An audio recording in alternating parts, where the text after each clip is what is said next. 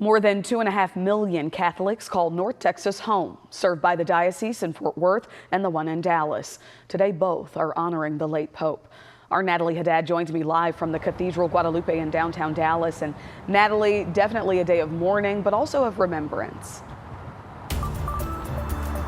Absolutely. And while it is quiet here at Cathedral Guadalupe in downtown Dallas right now, we know that Mass begins at 12. We just received word that they are going to hold a special Mass to honor the life and legacy of the Holy Father, Pope Francis.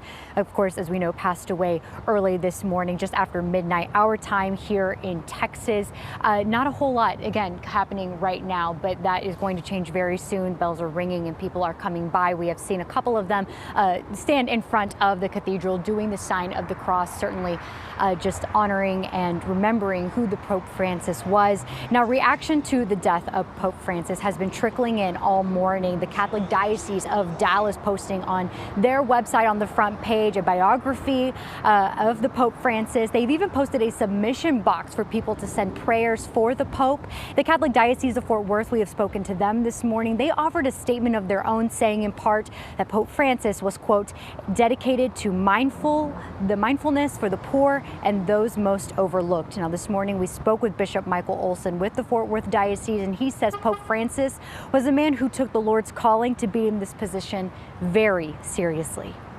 He really was a pope for our times, in the sense that there's so much tumult, so much controversy, so much polarization. I think the Holy Father was never afraid to bring the gospel into those circumstances. And of course, the gospel isn't always popular. And I think that he was faithful to the call that the Lord had given him. And especially, the call he was given to assume the papacy after the resignation of Pope Benedict, and in very challenging times. Funeral arrangements, we are told, are underway, and the process of electing the next pope should begin in the coming days, possibly early May. I'll send it back to you, Dia. All right, Natalie, thank you so much for that. Definitely a lot to reflect on and remember. We appreciate you.